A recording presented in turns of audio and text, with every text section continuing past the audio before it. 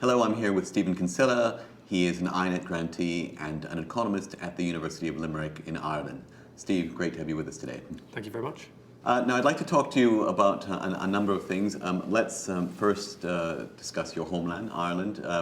There is much talk that the Celtic Tiger is re-emerging, maybe not quite tiger-like, but at least surviving and alive and kicking. I wonder what your perspective is. Is this another sales job, or is Ireland genuinely recovering right now? So it is and it isn't, to give a very Jesuitical answer. What's actually happening in Ireland at the moment is we're seeing a rebound in the domestic economy. Particularly, domestic demand is up about 2%. We're seeing employment coming back, albeit from very low levels, and unemployment is dropping. Unemployment at its peak was 15.1% in Ireland, and it's now under 11%. So things are really falling quite a lot. But it's hard to construe an 11% unemployment rate as success. It's just that things aren't getting worse quicker. And what do you think is driving the turnaround right now? So there are three main activities. The first is the economy simply has to recover because the government isn't imposing austerity on it. For the last 3 years, we've been part of an EU-IMF austerity program, which is essentially increased taxes and decreased expenditure at the exact moment of the business cycle where you want the government to be spending more. And what that has done effectively is reduced the disposable incomes of the average household, reduced their consumption levels, and really held domestic demand down. Because we're most of the way through that austerity process, it's about 93% done. What we actually have is a situation where the government is relaxing the austerity, so the economy is recovering slightly. On the other side, we also have widespread emigration. So we have basically most of the people in their 20s and 30s who can leave have left. And so it's what are we talking about in terms of numbers? Is it sort of a potato famine type numbers? Well, yes and no. So in the potato famine, roughly 1 million people left between 1841 and 1861. And what we're talking about in Ireland at the moment is something on the order of 80,000 people a year leaving for 3 or 4 years. So 400,000 people or so. You've got to put that in context. There's only 5 million people in the country. So it's a pretty significant exodus. It's also quite sad because it means that my generation, when I would have grown up during the Celtic Tiger, if you like, sort of in the 90s up to about 2002, 2003 really, and then it was a construction bubble. We were the only generation in maybe 300 years that didn't have to emigrate. And now it's back, that kind of process. Now, hopefully people will come back when the economy recovers. I'm sure they'd like to. But, well, the American political system certainly benefited from the last wave of Irish immigration. If there's a few Kennedys that come along the way, that might be a good thing, although perhaps a big loss for Ireland. Yes. To get back to the question of economic austerity, I find it interesting that this has become diagnosed as the main cause of the problems that Europe has experienced over the last years, the fact that we've had profligate public sectors. But in fact, if you look at the history of Ireland, and Spain indeed, they were running budget balances, and they were considered models of fiscal probity in the early and mid-2000s. So it seems to me that the wrong diagnosis has been applied to the Irish ailment. Yeah, I think that's exactly correct. If you look at Ireland, Spain, anywhere basically where the fiscal systems were in rude health. I mean, Ireland's net debt to GDP was 32% in 2004, 2005. We had an unemployment rate of 3 to 4%. You know, so we were essentially, fiscally speaking, if you were looking at what the EU now look at, which is called the macroeconomic imbalance indicators, we would have been fine. Effectively, the Irish economy was like a marble rolling on a table. It was just completely fine up until the moment that it wasn't. Except that if you look at it, so if you look at it from that narrow perspective, things looked great. But if you look at it from a broader, what we call the sectoral balances framework, we look at the government sector, the external sector, imports and exports, and the private sector, household and businesses, then it's a very, very different story. Because in that respect, Ireland, Spain, and indeed the US in the 1990s are a similar story. You had a massive buildup of private debt over that period. Yeah, and it's a really great pity that nobody was looking at this prior to the crisis. Effectively, when you look at the sectoral balances, you see the Irish economy in the government sector's in rude fiscal health, exactly as you said. The private sector, however, is investing massively massively. The line kind of it tapers off. It's kind of very balanced until about 2004, and then it shoots way up. And what happens is the rest of the world comes up to meet that line because, of course, they're getting this money from the rest of the world. Ireland experienced massive inflows of capital, blew the current account into a deficit. There was a huge change in our capital account as well. We weren't looking at this in terms of these different indicators as seeds of a financial crisis. Actually, this was spoken about at the time as simply satisfying a demographic demand. There were young people who all wanted houses. These houses need to be built. The capital needs to come from abroad, and we need to build them, and that's fine. And indeed, I recall that it was a number of German banks that got actively involved in this wild Irish property bubble that developed, actually. The sort of things they weren't allowed to do in Germany, they happily did in Dublin. They certainly did, and various other places as well. Ireland has a rather blemished history when it comes to multinational locations. So we allow unfavourable tax treatment within what's called the International Financial Services, and our tax code is very lax when it comes to this stuff. They're going to change it over time, definitely. But we're also very good in terms of attracting FDI for legitimate reasons as well. Now, Ireland is an interesting case because even though Greece is really where the crisis erupted, in many respects, it was Ireland where the rubber first hit the road. And by that I mean that you had a banking crisis. Much of that debt was ultimately socialised by the government, absorbed by the government. But I think that one of the key points was that out of the blue, the Irish finance minister unilaterally guaranteed the deposits of all the bank holders. People did the numbers and they said, we've got a banking sector which is in excess of 500% of GDP. How does the Irish government meet those liabilities, especially since it doesn't issue the punt anymore, it's using the euro? And that was really and I think that drew attention to this crucial distinction which people often don't make, which is between users and issuers of currencies. And Ireland, having effectively relegated itself to state-like status by joining the European Monetary Union, all of a sudden found that it couldn't fund those liabilities without the help of the ECB. Well, exactly. So again, to give you a sense of scale, Ireland's GDP, about 160 billion, total assets and liabilities of the banking system at that time, 440 billion. So the moment you allowed the taxpayer onto the hook for this stuff, the economy, which wasn't, as you say, able to issue its own currency, was effectively insolvent. The rationale behind doing it at the time was that this wasn't a solvency problem, this was a liquidity problem. We needed to give confidence to the markets, and once the markets had confidence, they would lend to the banks again, and once they lent to the banks again, there would be no problem, because they perceived the problem to be one of liquidity, one in which if the banks get more funding, things will be fine, they can roll over their assets and work things out, and that'll all work out. But confidence is ultimately, there's a credibility issue that comes behind the confidence. The reason I think why Mario Draghi's statement, will do whatever it takes to save the euro, has helped is because it's the first time that the issuer of the currency, the European Central Bank, explicitly decided to involve itself in the sovereign debt crisis, albeit indirectly. Yes. And that's never happened before. I mean, we always had finite institutions, whether it be the ESM, the ESFF, all these fancy initials, institutions with finite financial resources who were going to be funding these infinite liabilities, and so the claims were never credible.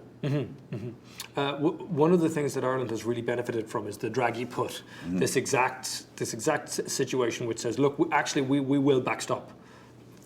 We as a monetary authority will backstop. That's increased markets' confidence. The other big move is that Ireland has actually successfully managed its way through this austerity program without burning down half the country. It should be really understood. You know, the GDP of the country is 160 billion. We stripped out 28 billion over a 3-year period. You know, the fact that there weren't riots in the streets, the fact that the economy continued to keep moving, is a signal to the markets that if you're going to bail out Anglo-Irish Bank, which is, I think, the worst bank in 800 years, and I've done the research to I can back it up, that the worst bank in 800 years, and we paid the bondholders in that bank, we gave those idiots back their money.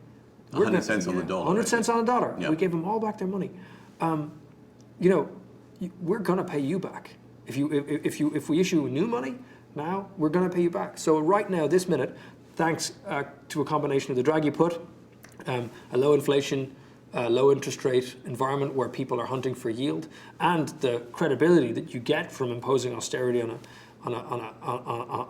people. The Irish sovereign bond is actually 10-year bond, is actually trading inside the UK and the German bonds at the moment. So we're seeing these weird macroeconomic effects where, if you believe these yield numbers, what it's telling you is that Ireland, which doesn't have its own currency, is a better risk than the UK, which has its own currency. So it just shows, it's another example to me at least, that the markets don't price information properly. No, I think that's right. And the interesting thing about the Draghi put, as you put it, it hasn't yet been exercised. No. And there's a fundamental contradiction insofar as the idea is to backstop the debt so that the yields don't blow out and it becomes quote-unquote unsustainable. The solvency issue revives itself. Sure. But of course, the quid pro quo is that Draghi himself says we're going to introduce more fiscal conditionality. So it's a bit like that scene that from the film Misery with Kathy Bates and James Caan. You know, he's pinned to the bed. She hobbles him, so she keeps him alive. You know, it's a bit like, you know, you keep the patient on a drip, but you break his legs persistently, so he's not able to walk properly. And that's what seems. So there's a built-in contradiction, it seems, in the program itself. The one side works at cross purposes to the other. Yeah, I mean, it's fundamentally about the institutional structure of the European Union, or the Eurozone rather. The Eurozone has a mixture of institutions that operate at the national level and at the federal level, and that's the core problem.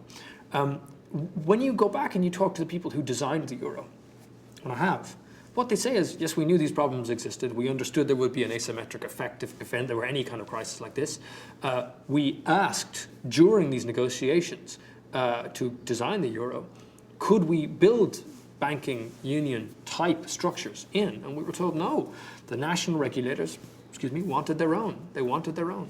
And there's this constant tension between the needs and the interests of one nation, or two nations, or a block of nations, and the Eurozone as a whole.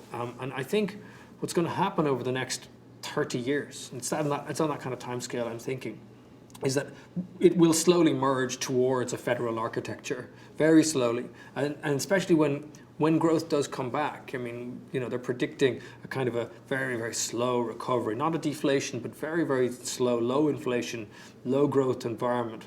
But when the crisis, in a certain sense, passes, I can see institutions coming together a lot more quickly when times are good. That seems to have been the history of the European project. Okay, I want to shift gears a little bit.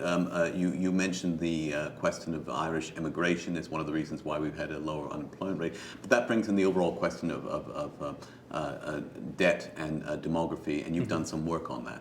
Yeah, one of the INEC grants I have at the moment is to study debt and demography in the European periphery. The idea is that peripheral states have an overhang of debt of all kinds, so household debt, corporate debt, and obviously government debt.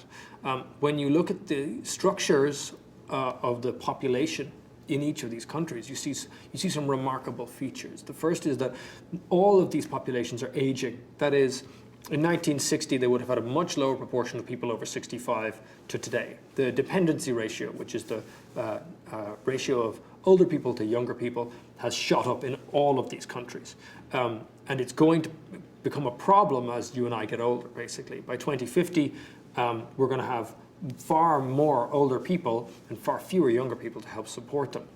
They're going to have vast, and I mean vast, consequences for the structure of our society, for culture, for programming, for everything. It's going to change how we interact with the state in particular, and most importantly, it's going to change the character of our economies. So these are vast, aging populations, and this is if you like, a combined financial project, but also a social structure project. So we're watching what happens to states' ability to pay back debt and to grow in conditions where they're getting older. And you got to remember, they're getting older at different rates. So Italy is getting older faster, for example, than Ireland, where this year we had more babies born than any year since 1891, despite having one of the deepest recessions in developed economic history, which just tells you underemployment maybe is a good thing. underemployment, or there's maybe a correlation between how good the television is and the birth rate. I'm not sure. Maybe it's an inverse correlation. In any case, this project and the reason for this project is that the periphery as a group, as a block, is qualitatively different in its demographic characteristics than the core, and because they're part of one Eurozone and one European Union, these differences are going to have manifest effects, very, very large effects, particularly in migration, but also, for example, in labour markets. So in 20 years' time, my kids will be on the labour market. They'll face a relatively scarce level of demand in Ireland, because there'll be lots of them, but in Germany there'll be a large demand for them because there aren't that many young people coming in to fill intermediate positions. So immigration might solve some of the problem. Especially if your kids start learning German now. So well, my wife's half German, so okay. I think it'll be okay. But we see the same effects across the world, and it's this marrying of macroeconomic theory and particularly this kind of what's called stock flow consistent modeling, this idea of things have to come from somewhere and go somewhere else, and we have to account for those and this data. And it seems to me that you need a fiscal as opposed to a monetary response to deal with that challenge. Absolutely, yeah, absolutely. And these fiscal challenges tend to be much longer run than the average government can actually plan for. It's at the level of the pension or the level of climate change. It's 20 or 30 years away. And you have to plan for it now. But as a politician, are you going to get credit for planning flood defences or building a road? Well, if I was a politician, I might build the road. So it's designing institutions that have a longer term focus. And to be honest, most of my hope is actually placed within the European Commission. They seem to have a series of initiatives and institutions within the European Commission that actually really are thinking these things out. And if we have, relatively benign policy environments for a while, then we can maybe put in case some of the structures that can help us. If we take off the fiscal austerity straitjacket for a little while and let the patient breathe, we might have a chance. It would help. Yeah. Stephen Kinsella, thanks very much for speaking to me. It's been fascinating as always, and good luck with the continuing work on the grant. Thank you.